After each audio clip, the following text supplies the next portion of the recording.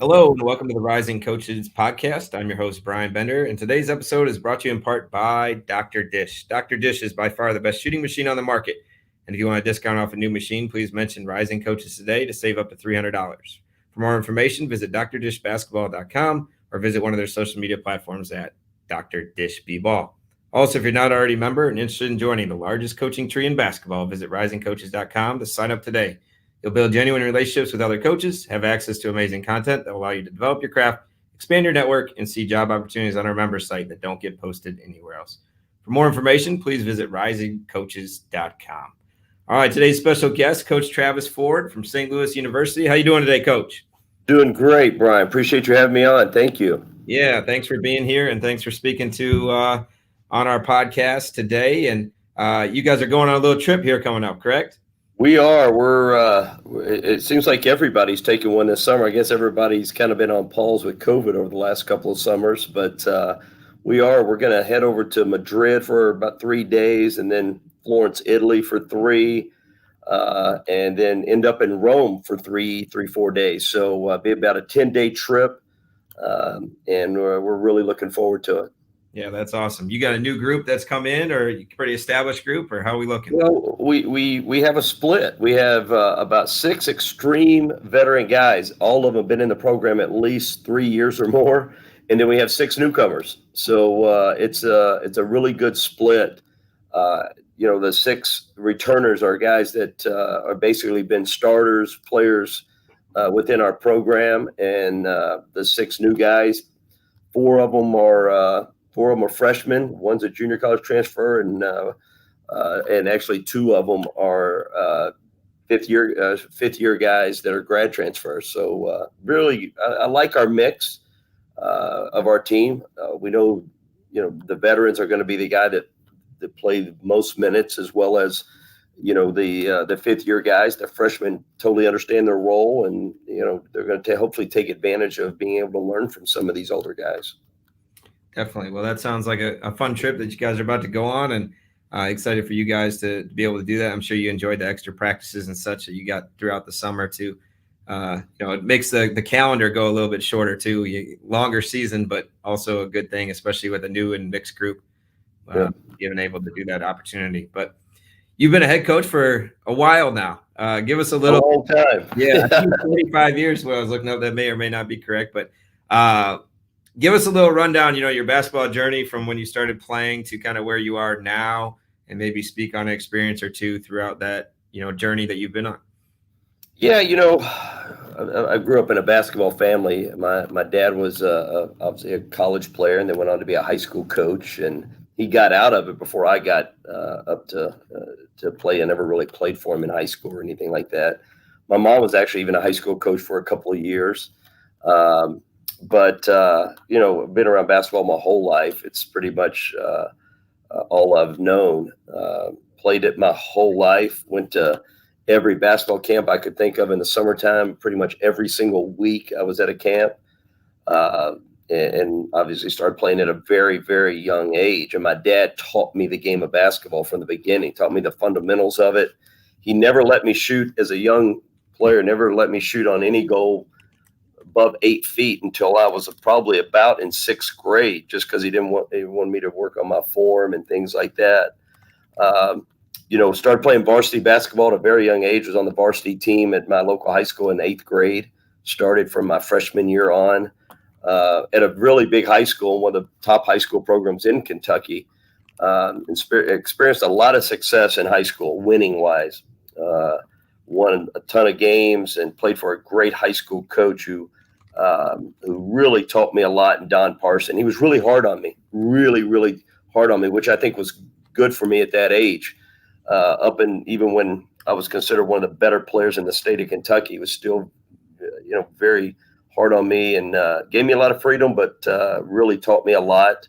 And then went to Missouri for 1 year. Learned a ton under Norm Stewart. We were ranked number 1 in America for, I think, 9 straight weeks that year, and played on a really great team. And then had the opportunity to transfer and play for Coach Pitino. And that's really the main reason I wanted to go to Kentucky. Obviously, it was home, but the main reason was I wanted to play for a coach that I thought really fit my style, and I'd grown up watching Billy Donovan and things like that. So I knew I wanted to be a coach someday, and I didn't think there was a better coach to learn under for my game as well as my future. And end up going there, and starting for 2 years, and get to play in the Final Four my junior year, and playing with the best player I've ever played with, Jamal Mashburn, and a lot of great players. And then soon got into coaching right after playing. I had a short stint with the Golden State Warriors through preseason and things like that. And actually, after I was cut through preseason, never played again.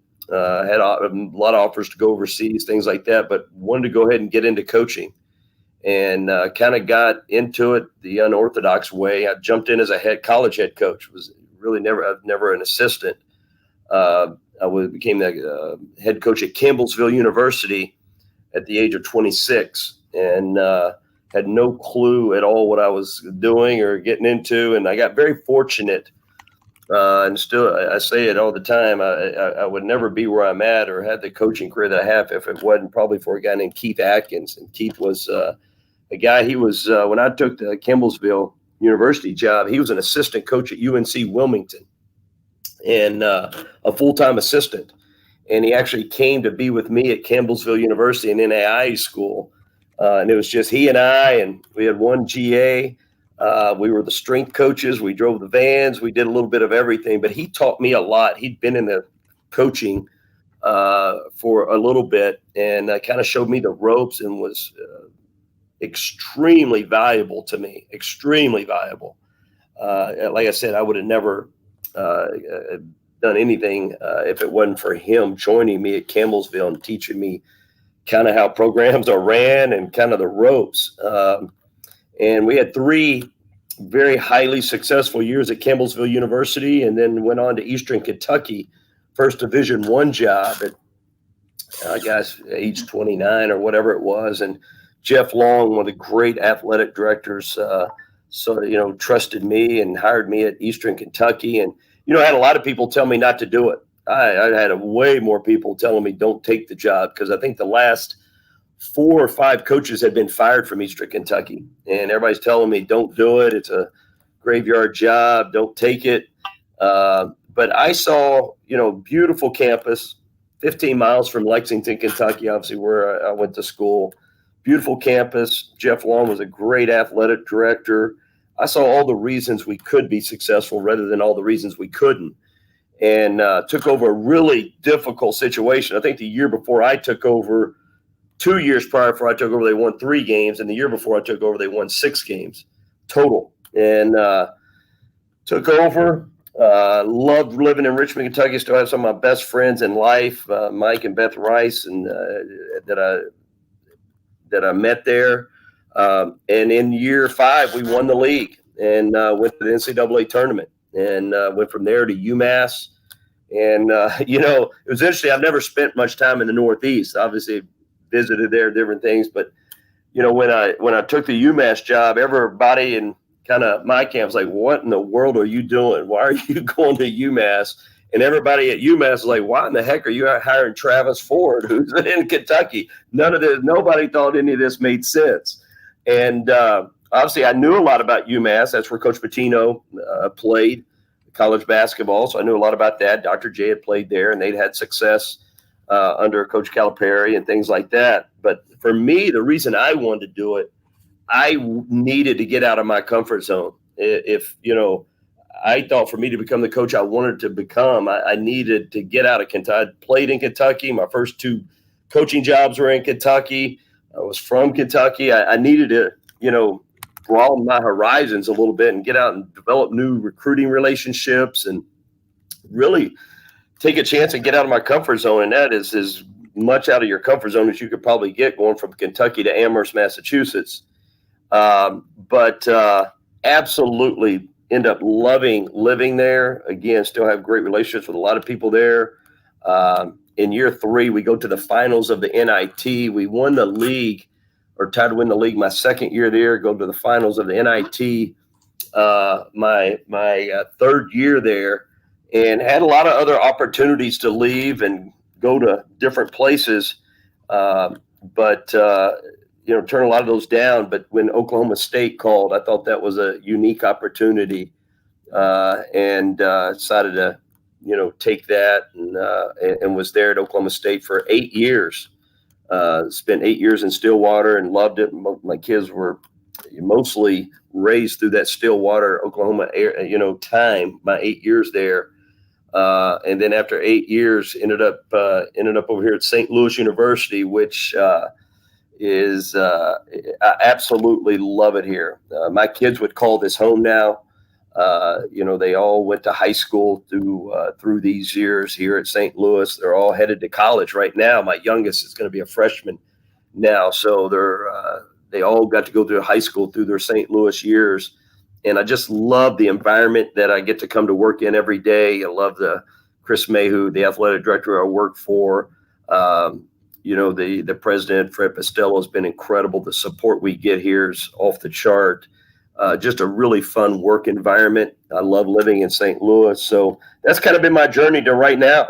And it's been an interesting one, to say the least. Yeah, a little unconventional getting a head coaching job so young, and that quote unquote being your first job. I mean, being a player is a job within itself, and being around it and being engraved in it as a child, with mom, dad, coaching and such, that's very unique journey and not always the most common, but you wouldn't trade it, I'm sure.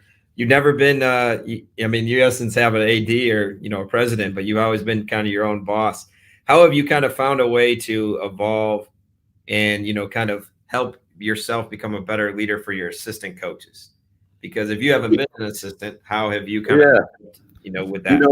It's obviously evolved. Like I said, when I became a head coach at 26 years old, never been an assistant, I was learning on the fly, and I couldn't tell you how different being a player is to being a coach. Everybody might think it's easy. There's really no correlation other than you just know the game of basketball. But the day to day, there's zero correlation, and that's why even today, when I hire GAs, we usually have 2 or 3 GAs on staff. I say, a lot of times it's just a good way to figure out, is this something you want to do or not? Because I usually try to hire former players, and the first thing I always say is, I didn't realize, the day-to-day entailed all this. This is so different than being a player.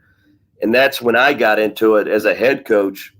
I was lucky to have somebody who'd been in the business be my assistant, in Keith Atkins. I was very fortunate. And, how do I lead my assistants? It's evolved. I was learning from my assistants when I got started, and still learn from my assistants every single day. I try to hire guys that make me better, that I can learn from, but as well as with all my experience now, being a head coach for 25, 26 years now, a lot of the assistants under me are younger, and I obviously try to give them my experience, but I try to learn from them at their different spots, because there's positives and negatives of never being an assistant coach. Obviously, I miss building a lot of relationships that you build as an assistant in recruiting and things like that at times. I've missed that. But also not being an assistant, I didn't have the opportunity to go and learn from a lot of other different coaches. Luckily, as a player, I learned from a lot of great coaches, and I've tried to use that going forward. I try to go visit with coaches every summer and try to pick their brain. I'm still learning. I'm 52 years old and still trying to learn every single day that I can. And I try to hire assistant coaches that have learned from other people. And, it's a give and take. My leadership, I learn from my assistants every single day. And then I try to give back through my experiences over the last 25 years. Yeah, in the last 25. So a lot of people say like, hey, yeah, players have changed. The culture has changed. The word entitlement, ego, different things. And there's obviously more factors in college basketball now than there were when you first started. And the levels have changed a little bit too. What would you say, in terms of, coaching different players? How have you evolved as a coach in terms of relating with the players? Or in essence, when you were a player, there are things that you didn't like, but now you kind of get now that you've been a head coach? Yeah, when I talk to younger coaches or any give talks, I tell them right now it's the hardest time it's probably ever been. It keeps getting harder and harder, more difficult. And I think there's a lot of reasons. And you may say the players have changed. I think just the times have changed with social media, with the transfer portal, with the NIL, and all these other things. It just makes it a lot more difficult. There's no question. It doesn't make it less exciting necessarily, but there are a lot more challenges in today than I had 20 years ago, dealing with the individual player on a daily basis. We talk about this in our staff meeting probably 5 times a week.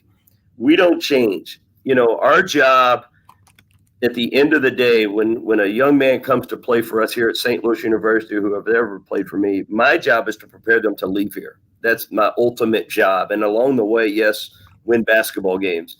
But the ultimate job is to prepare them to leave St. Louis University, leave here as better basketball players, have them reach their maximum potential, whatever that is. That's my job, to get the most out of them, teach them, get them better, and to reach their maximum potential, to get them a great education, get them a degree that's going to support them when they leave and they need to use that degree, use the education they got here at St. Louis University. That's my job, is to make sure it's not just about making A's, B's, C's, or D's, or about the grade. It's about the knowledge that they can gain through their degree to help them be successful in the real world. Because as we tell our players every day, you're not living in the real world right now. We're paying your rent. We're giving you free food every day. You get free Nikes every day.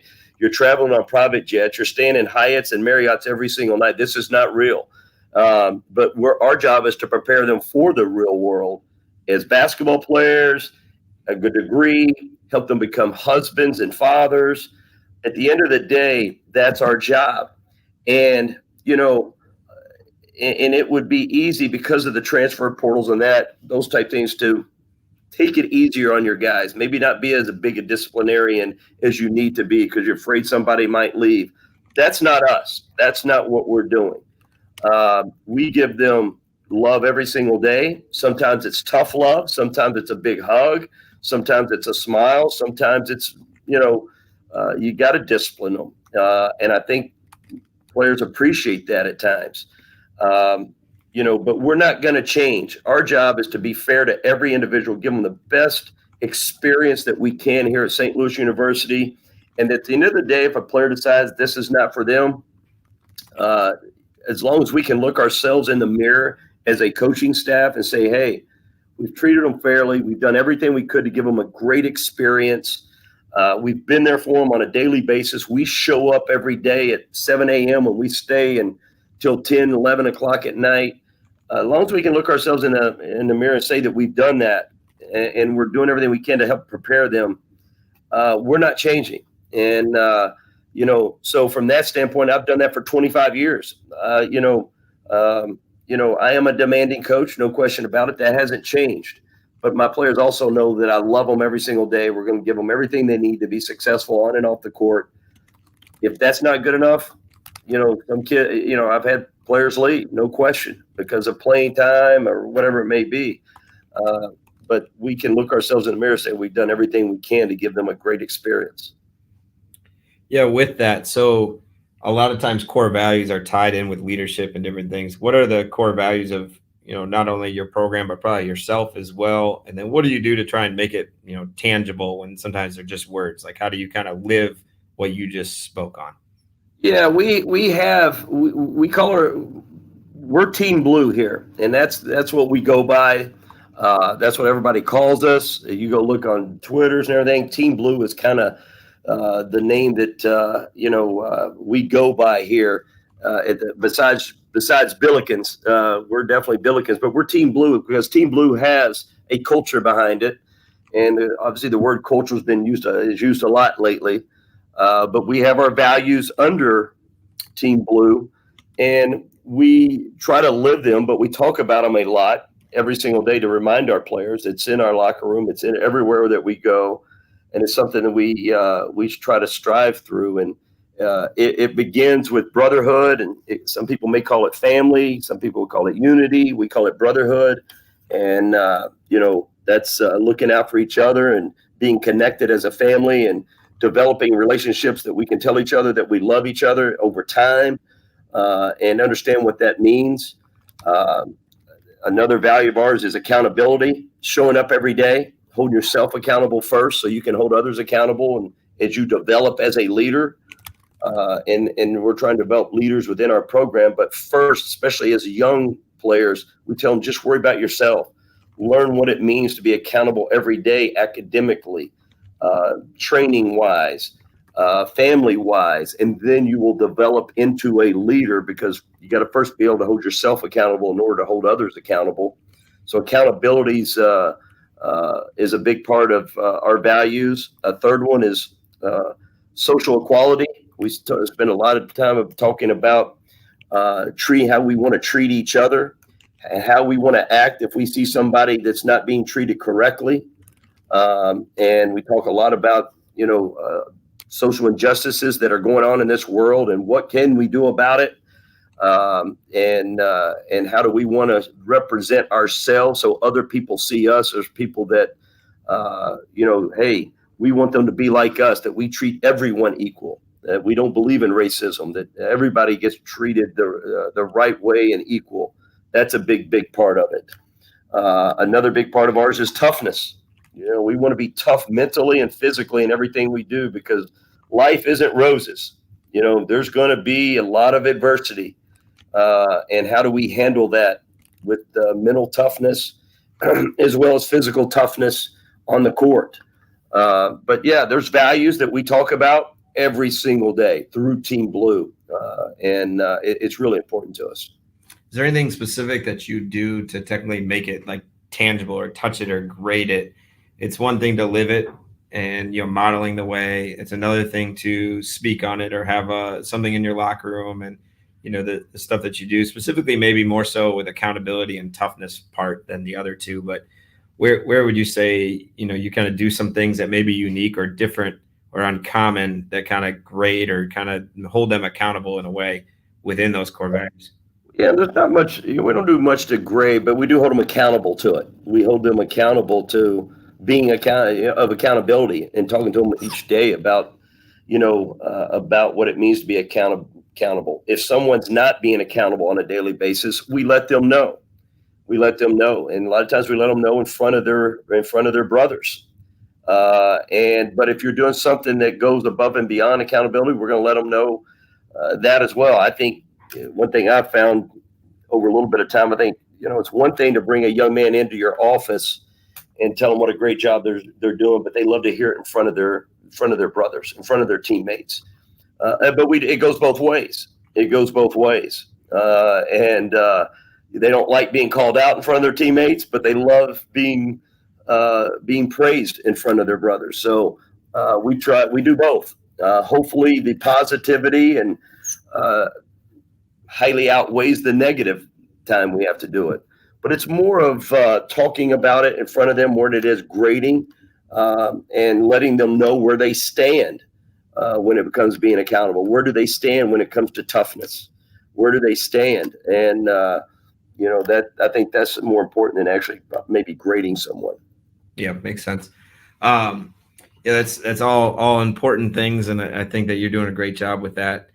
What in essence, this is a Rising Coaches podcast, so there's a lot of younger coaches that listen, first-time coaches, first-time assistants, admins, GAs, managers, those types of things, and maybe even a person like myself that's been a head coach for 5 years now, mostly at the junior college level, and have some time in the admin roles at Division I. What would you say, or what do you look for, in your staff or developing, or advice that you give to younger coaches and getting into this business? What you find the most valuable things that you've kind of learned or have seen, or those types of things, advice in essence? Yeah, I learned this a long time ago, and I used to hear it a lot from somebody who I have the most respect for, and somebody who, to this day, I think is one of the great coaches, great people that I've ever been around. I've learned more from him than almost anybody. Is an assistant coach, Tim Maloney, who I hired at Eastern Kentucky. He was with Billy Donovan before that at Florida. And he came to Eastern Kentucky to join me and help us take us to an NCAA tournament and win the league. And he went to UMass with me. And I learned under him. I learned a lot under him, and still today, somebody who I really look up to and learned so much. Tim used to, and I was a young coach when he joined me. He used to talk about all the time, and he was a longtime coach, longtime athlete, and learned from a lot of different people.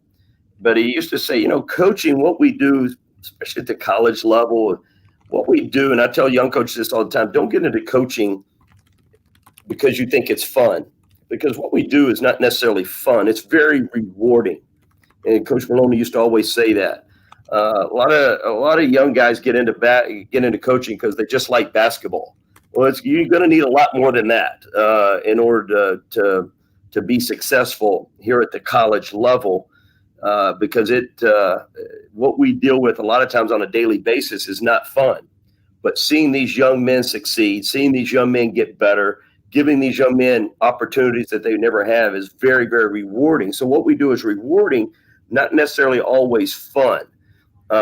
You got to be, I tell them, you got to be, be ready to sacrifice and commit time. And it's not a 9-to-5 job, obviously. And we all want families. We all want to spend time with our families, but there's going to be a major sacrifice and a major commitment. Still, it doesn't mean you can't be a great father and a great husband and find your time, but it takes ridiculous time management, and understand that a lot of times during the year that you may be spending more time at the office than you are at home. That just kind of goes with being a college coach at times. But there is a way to manage it, and there is a way to be a great father and husband while being successful at college coaching. And you better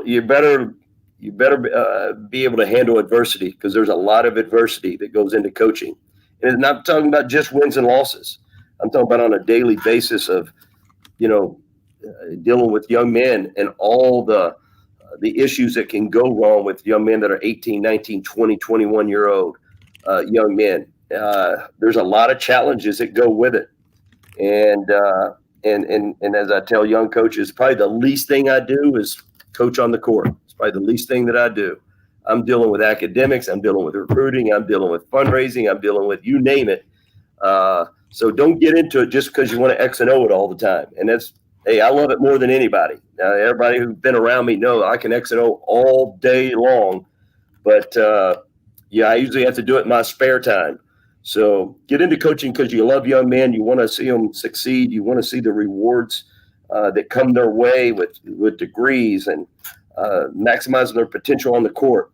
Don't get into it just because you like X and O's and you like basketball. You got to love the other things probably first, and the other part kind of falls into place. For sure, yeah. They don't.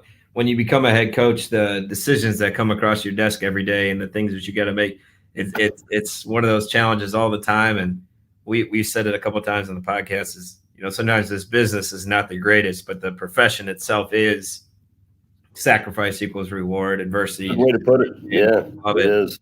It's become becoming more and more challenging every single day. It's becoming more challenging. Yeah, for sure. You got to navigate it. That's for sure. Not easy. Very unpredictable. What tools or techniques have you used to kind of help you manage your time better? I'm still not great at it. Probably most people tell you. I love being in the office. I get here early. Even nowadays, even if I'm in town, if I'm in St. Louis, or if I'm not out traveling or recruiting or on a vacation or something, if I'm in town, I'm here. I don't care if it's Saturday or Sunday. I'm coming to the office. That's the best way I manage my time, is getting in here when nobody else is here a lot of times, whether it be really early in the morning or late at night, to help manage my next day or manage the next week. I try not to let things pile up. I try to stay ahead of things. As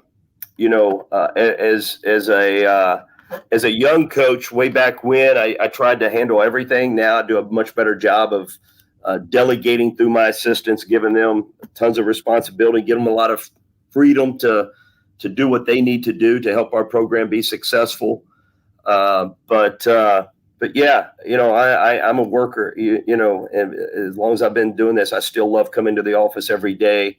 I love it when I beat my assistant coaches to the office. I love that. It's tough to do with my crew because I have a group that loves to work and be here. But best thing I do to manage my time is I try to stay ahead of it. But I think it's something you learn. Over time, and especially as a head coach, not being assistant, but hearing from many of my former assistants who become head coaches or assistants who become that, it's one thing, but when you become a head coach, it seems like there is no time. But you learn it as you go through it, how to kind of get ahead of it. Yeah. Being proactive rather than reactive is always useful. And, sometimes our lives you can't always manage your day because it just goes so quickly. And it's like real life Netflix sometimes in our business. So all good things. What would be the best thing that can happen in your life right now? The best thing that could happen in my life right now. Oh, wow. I've got a long list of wants, that's for sure. No, I want my children at home. I've got 3 kids. They're all headed into college to be successful in college, get a great degree, and go on and be healthy, happy, and in their next endeavor, whatever that is. And that's the exact same thing for my players here. I want them to, when they leave here, to have success. Yes, we want to win while they're here and all that, but between my players and my own children, I want them to be happy, healthy when they leave college, graduate college. I want them to go on to have successful lives, and hopefully, I've played a little role in that, and continue on to have great relationships with them. And one of the things I cherish the most is my relationship with former players, and you wish you could be in touch with every single one of them all the time.